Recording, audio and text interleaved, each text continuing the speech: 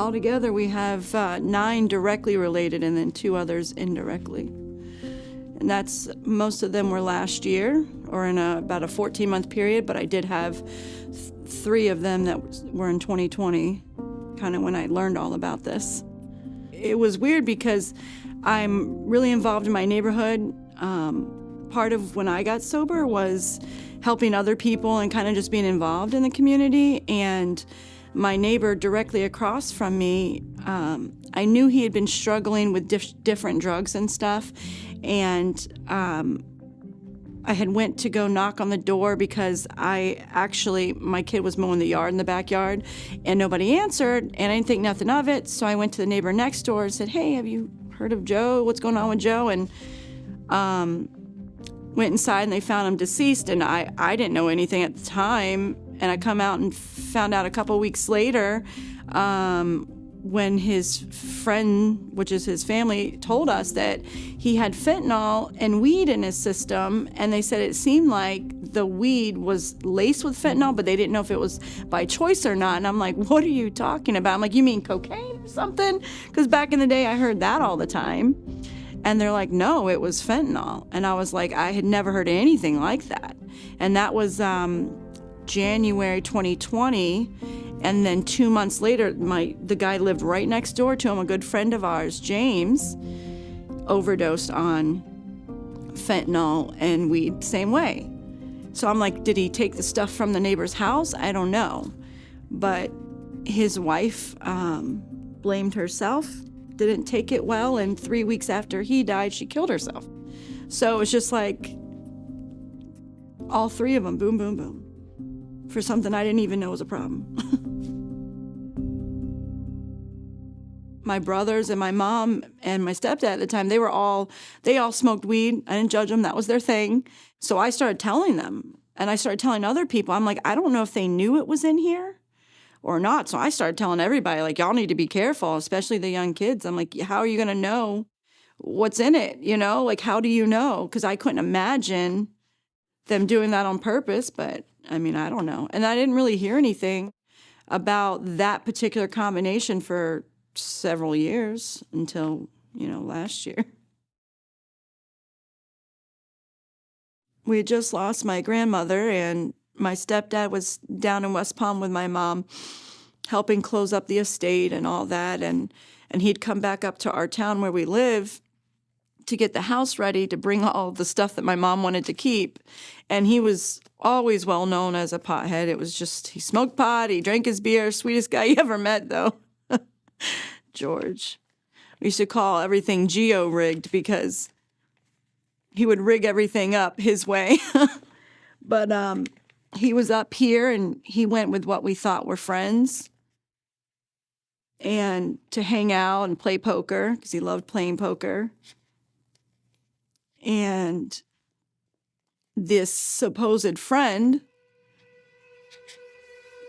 rolled a joint for him to smoke. And from my understanding, from what the police said, was that it was so potent, there was so much fentanyl in it that it couldn't even properly digest.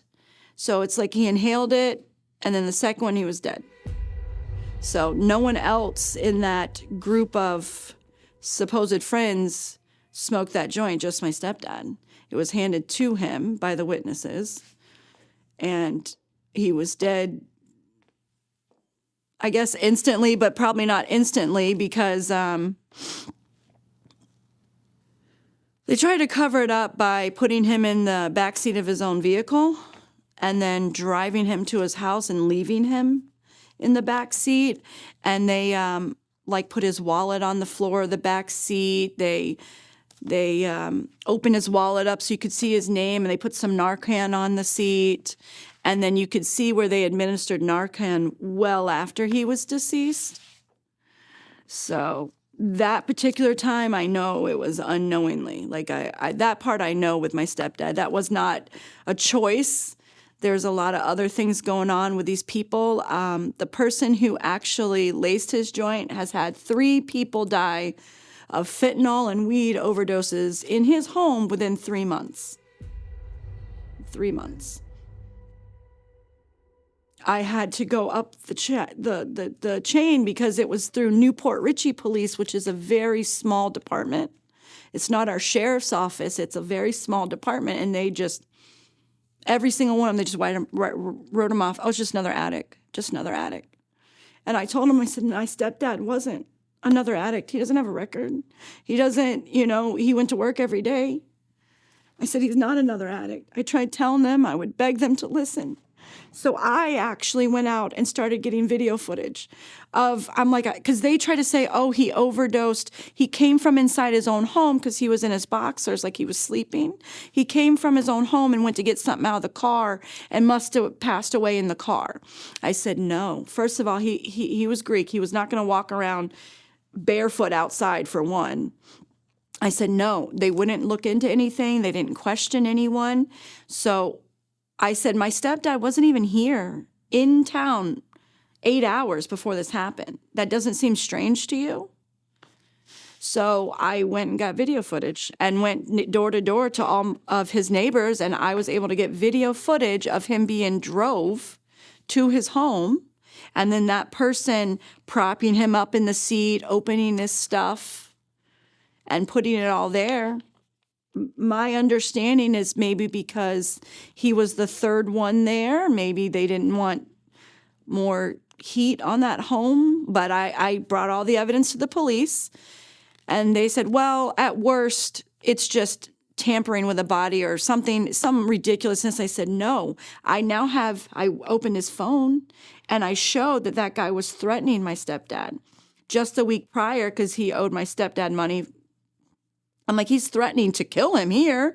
I'm like, so I'm not even sure why he was there, at the home to begin with, besides his other friends were there.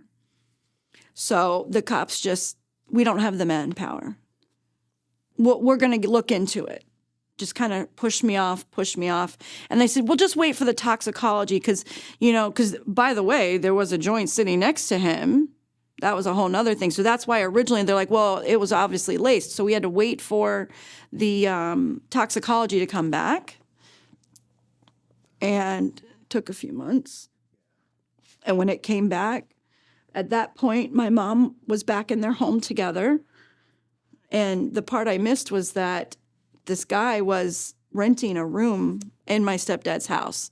And that was kind of where the whole fight had come in, was the guy was supposed to move out, and he owed my stepdad money, but they all had other mutual friends. It was just convoluted. But anyway, so my mom comes back, not thinking that there was no way the roommate could have done that, Toxicology comes back, and I said, Mom, I told you, because 2 other people died from fentanyl and weed at that same person's house, the roommate's best friend's house, where they all hung out at. I said, I told you. And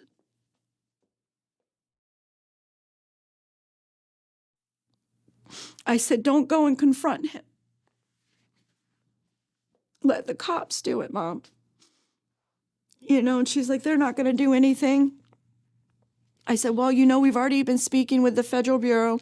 We had already spoke with an officer that said that he's definitely looking into it. This doesn't make sense. He found out that the guy where everyone's passing away at is a retired New Jersey detective. And the Federal Bureau guy said that it must be because he's a retired detective. They're kind of just, I don't know. It's not right, but maybe that's what it is. So I'm like, Mom, just be patient. Be patient. Don't confront anyone. But my mom is very stubborn.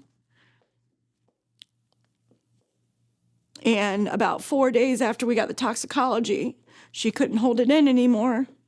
And she confronted that guy with the toxicology saying, I knew you did this. I knew you killed him. And 3 hours later, my mom was shot and killed by the same person. Now, all this happened to this guy. Keep in mind, in the beginning, at first, the cops were like, oh, it's another suicide, just like your stepdad, just like the other ones. They kept trying to say, oh, they're suicides or they're accidental overdose. Just a big mess. I had to once again pull all medical records because where the shooting was at the back of my mom's head. And my mom is right-handed, but she couldn't lift her right arm because she had surgery that didn't go well. So I had to pull all the medical records and fight them again. Same police department, same thing, saying these people are known dealers. They deal in fentanyl. Everyone knows it in the town. He's known dealer.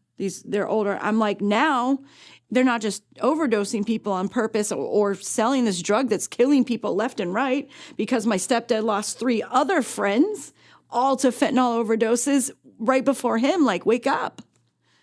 Wake up.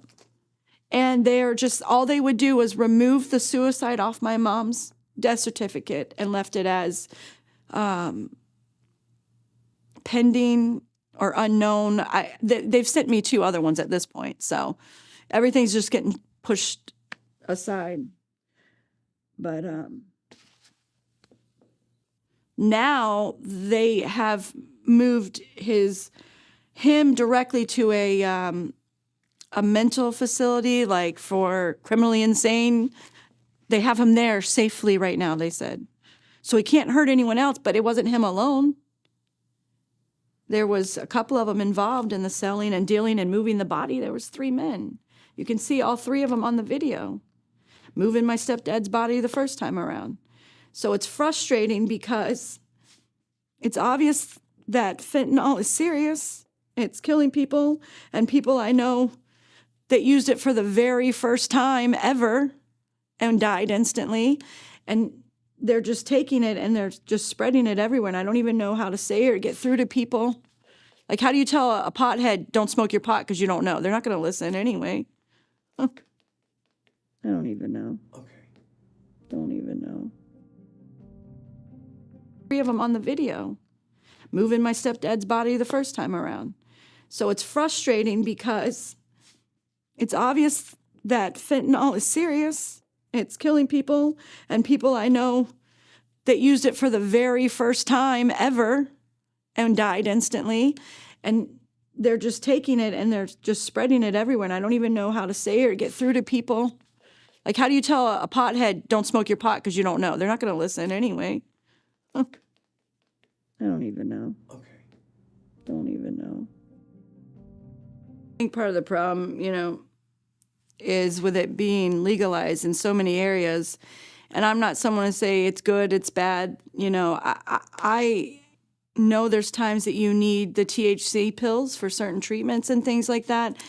But now with it being legalized in so many areas, it's just everywhere. Like, I can't go a day without smelling it.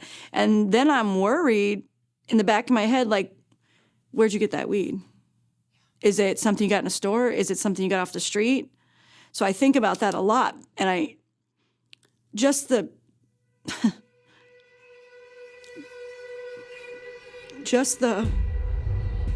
friends alone that I lost last year. I just want to explain, I am blessed to be 10 years sober, but I still talk with a lot of the people from my past life. I'm always inviting them to church. I'm always letting them know that my house is a soft place to land. If you need to call me, you want to get sober, whatever you need, I'm here. So I still talk to a lot of them, and I've watched a lot of them get sober and do good, and then they start smoking weed. Well, it's just weed. That's what it is. Oh, it's just weed. I'm not shooting up anymore. I'm not taking pills. I'm not smoking crack. It's just weed. And then they turn into the weed pens, which are really potent.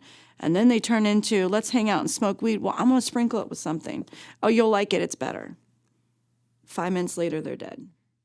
It's just weed, but it's not anymore.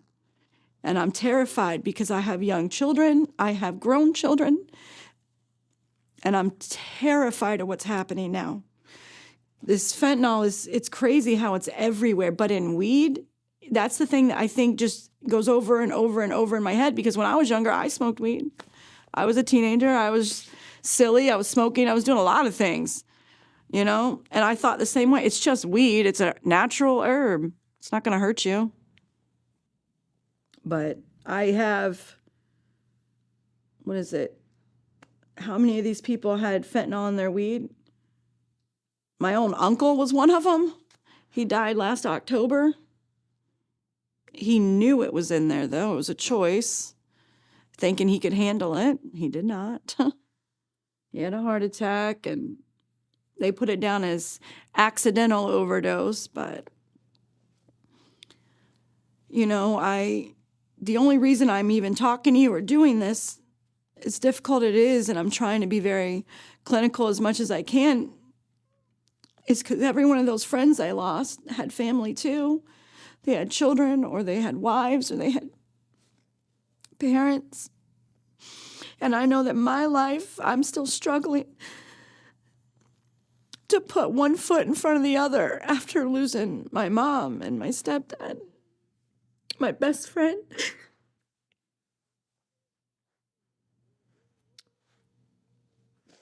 So I thought maybe if I go and talk, and maybe someone will watch and realize that it's serious. You know, of course they know fentanyl's bad. It's really bad. But, you know, they might think they're going to smoke this joint or however that it is, and they think, oh, it's only a little bit. It can't hurt you. But it can. It can't just hurt you. It can kill you, and it does. It can also mess with your mind. My friend that killed himself was right after he fell off the wagon, smoking pot, laced with fentanyl. He fell off the wagon, and a little bit of note he left behind was, he said, I fell off, so why bother? So he smoked the whole thing, and he overdosed. And he was one of the nicest, happiest, funniest people I had ever met. Only person ever threw me a birthday party. He was always happy and smiling. And he was the one person I could call at 2 o'clock in the morning just to complain about something. And he's gone. I don't know how to go forward right anymore. There's so many gone. I don't have my mom to call on anymore. I don't have my stepdad to call to complain about my mom. I don't have my best friend. I just don't have anyone like that anymore. So it's very difficult to keep going forward day after day. It's put me in some dark places that thankfully I got sober and I have a good foundation in my church, or who's to say I wouldn't be with them. But I'm telling you right now, it's hard. It's hard every day. The only way I get through the days is kind of pretending it didn't happen. That they're still around, and it's not an epidemic or whatever you want to call it, because it's a real problem. And I think now I'm like so overprotected of my next rounded children, because I'm terrified that they're going to be hanging out with their friends and want to go smoke weed or do something silly, and I might never see them again. So I'm so overprotected. My kids are like, Mom, you don't let me go anywhere. And I told them I'm scared. I'm scared to let them go spend the night somewhere. I'm scared for them to go to a party, and what if there's only one adult and the kid brings weed and they don't know any better? So I just don't really know how to function yet. There is hope, though. You know, keep going to church and keep, what they say, keep doing what you're doing, keep sober, keep busy. So I am very busy right now. I am doing tons of outreaches at my church right now. And I am going out there on the streets, and I'm talking to the people that I know are still addicts, including my family that are still addicts. I am always talking to them, letting them know there's hope. I got sober. I got clean. You know, it was hard, and I had to go off on my own for a little while, but there's a way through it. You just got to get the support system. I respect the police. I have family that work in multiple sheriff's offices, but I've never been so disappointed in an entire city police, except for here, because I spent countless hours getting evidence together on all the people that deceased in one home. I had all their names, their date of births, their records showing what they overdosed on. I presented it all. And, oh, thank you for doing that. We'll look into it. Nothing. And then, oh, we're sorry. There's only 2 detectives here. Okay, so pass it up. I mean, I don't know how that works. Pass it on.